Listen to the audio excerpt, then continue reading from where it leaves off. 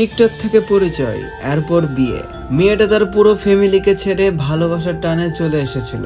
অনেক কষ্টের পর যখন তাদের বিয়ে হয়, আর সেই বিয়েটা ভাঙার জন্য নানান প্রচেষ্টা।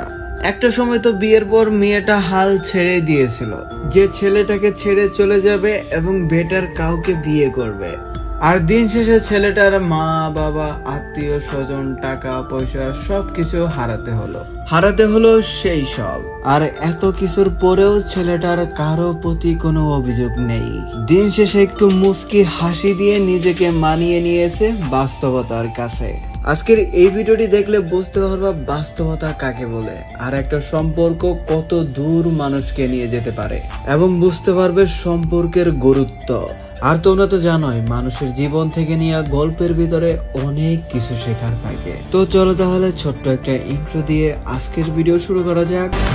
Ladies and gentlemen, are you ready?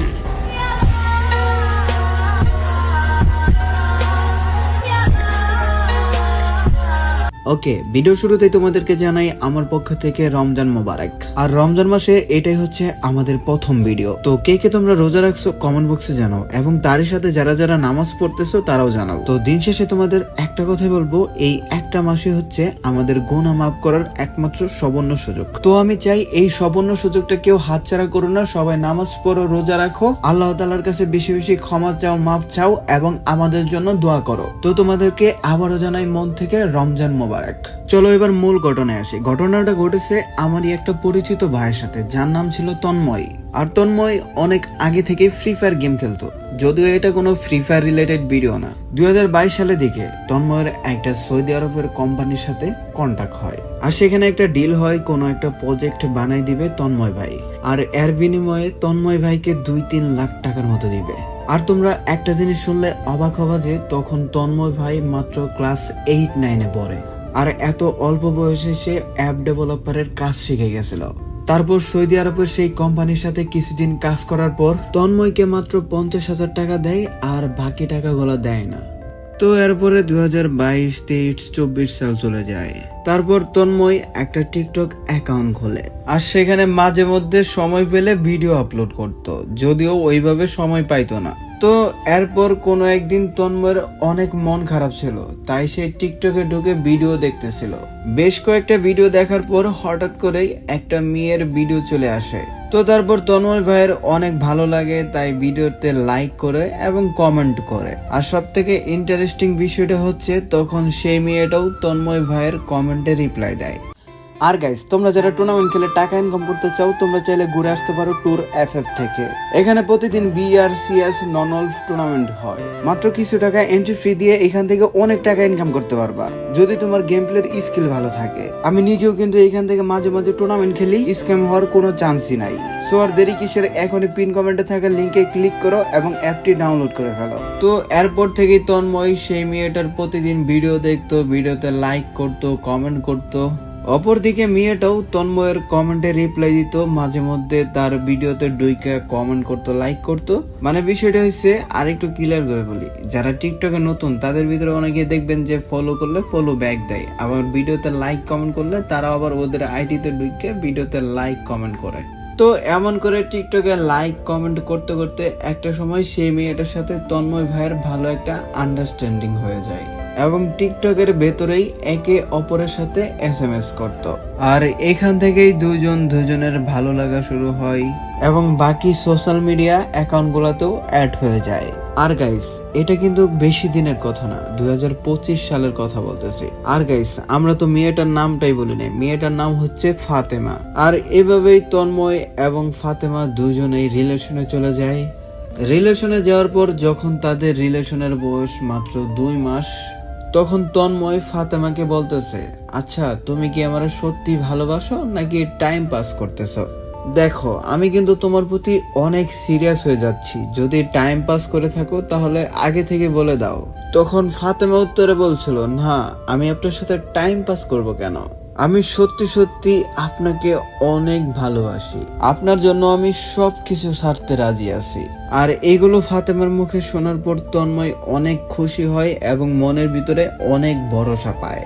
মেয়েটার ফ্যামিলিতে তার মা বাবা সবাই আছে, অন্যদিকে ছেলেটার ফ্যামিলিতেও মা বাবা ভাই বোন সবাই আছে।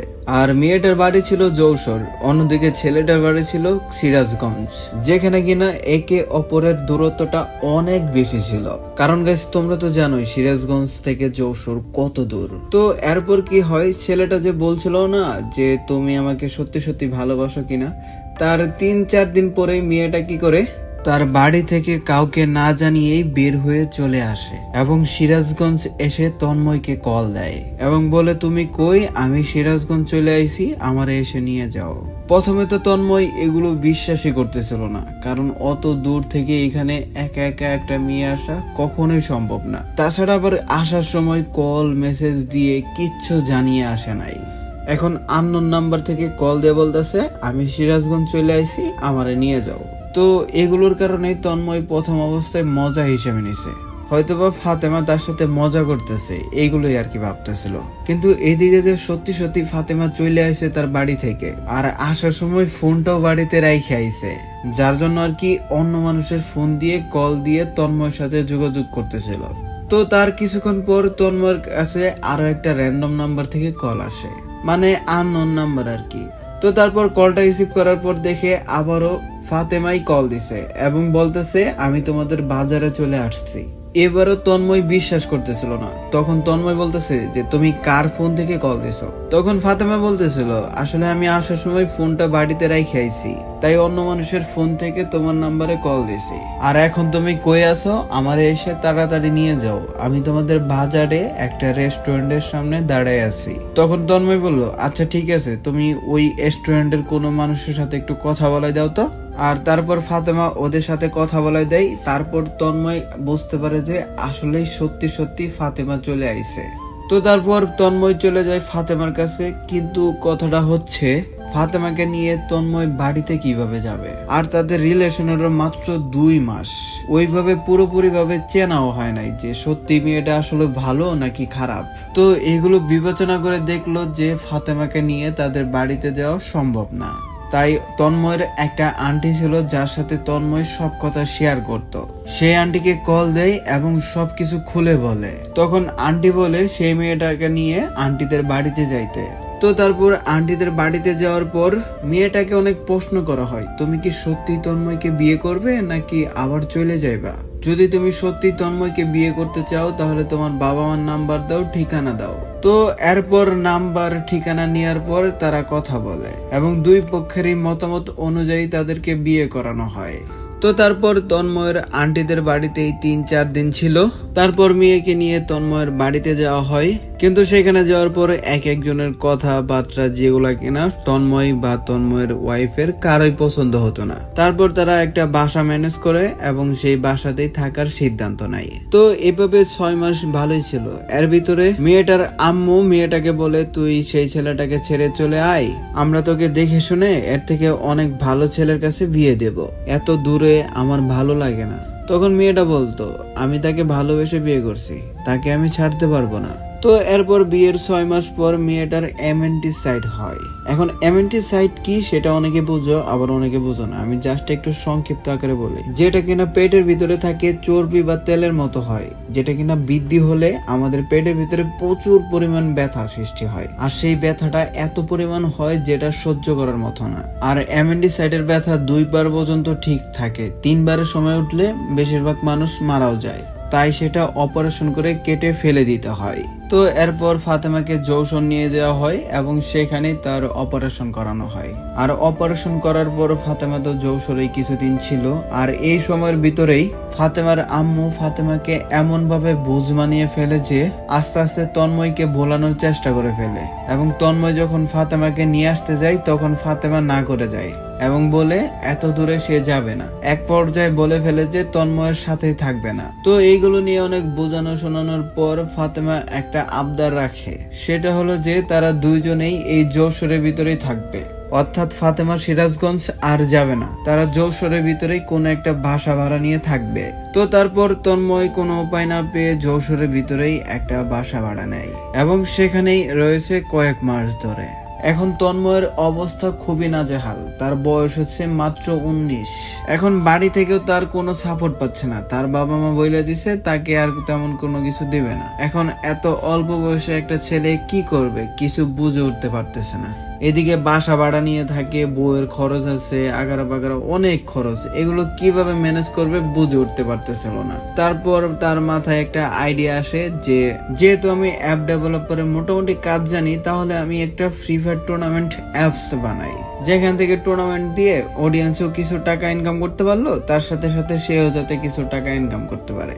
হ্যাঁ গাইস, শুরুতে যে টুর্নামেন্ট অ্যাপস এর কথাটা বললাম সেটাই হচ্ছে এই তন্ময় ভাইয়ের। তোমরা চাইলে তার অ্যাপসে খেলতে পারো, তার অ্যাপস কিন্তু মোটামুটি নতুন।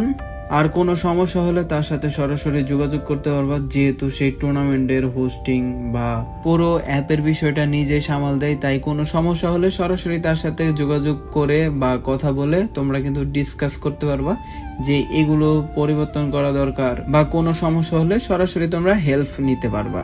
দেখো ভাই, তোমরা যারা আমার সাবস্ক্রাইবার আছো তোমাদেরকে আমি বলবো তোমরা তাকে একটু সাপোর্ট করো, তার এখন অনেক সাপোর্ট দরকার। তার টুর্নামেন্ট অ্যাপসে কিছু গেম খেলো, আমার মনে হয় যে সামনের দিনে সে অনেক ভালো কিছু করবে তোমাদের জন্য।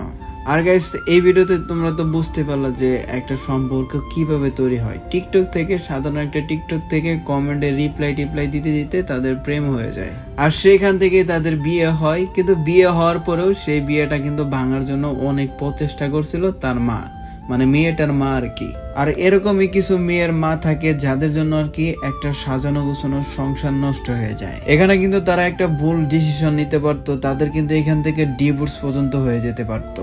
আমি জানি যে প্রত্যেকটা মা তার সন্তানকে ভালোবাসে, কিন্তু সেই ভালোবাসাটা যেন অতিরিক্ত না হয়, একটা সম্পর্ক যাতে নষ্ট বা ভেঙে যায় এরকম ভালোবাসা না হোক। অনেক মা তার সন্তানকে এতটাই ভালোবাসে যে মনে করে যে আগেরটা ছেড়ে চলে আসো, তোমাকে দেখে এর থেকে ভালো ছেলে দেখে তোমাকে বিয়ে করাবো। কিন্তু আদৌ কি সেটা সম্ভব হয়? একটা ভালো ছেলে কি একটা বিবাহিত মেয়েকে বিয়ে করতে চায়? এটা আমি তোমাদের উপর ছেড়ে দিলাম, তোমরাই বলো, তোমরা কি একটা বিবাহিত মেয়েকে বিয়ে করবে? এটা অসম্ভব। তো একটা মেয়েকে জীবনেও প্রথম জায়গা থেকে ঘুরিয়ে নিয়ে যে তারপর ভালো জায়গায় বিয়ে দেওয়া সম্ভব হয় না, হয় সেটা একদমই কম পরিমাণ। আর সত্যি কথা বলতে, যার প্রথম বিয়েতে সুখ হয় না, তার দ্বিতীয় বিয়ে, তৃতীয় বিয়ে এগুলাতে আর কখনোই সুখ হয় না। প্রথমটাতে যা সুখ নেই, দ্বিতীয় গুলাতে আরো সুখ নেই। আমি তেমন কিছু বলবো না, জাস্ট এতটুকুই বলবো প্রত্যেকটা বাবা মাকে, আপনারা আপনাদের নিজেদের সুযোগ সুবিধার জন্য আপনাদের মেয়ে বা ছেলের সংসার নষ্ট করেন না।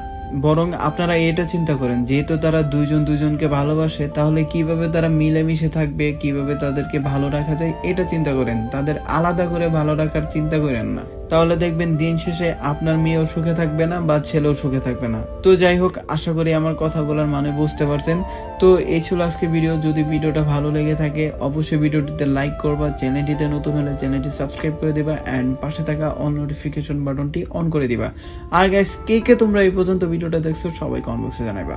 আর যারা প্রত্যেকটা রোজা রাখতেছো এবং 5 ওয়াক্ত নামাজ পড়তেছো বা যেই কয়েকটা নামাজ পড়তেছো, সবাই কমেন্ট বক্সে জানাইবা যে আমি নামাজ পড়তেছি, আমি রোজা রাখতেছি। সবার কমেন্ট দেখতে চাই, ঠিক আছে? তো সবাই ভালো থাকো, সুস্থ থাকো, দেখা হচ্ছে পরবর্তী আরো একটা নতুন ভিডিওতে। আল্লাহ হাফেজ।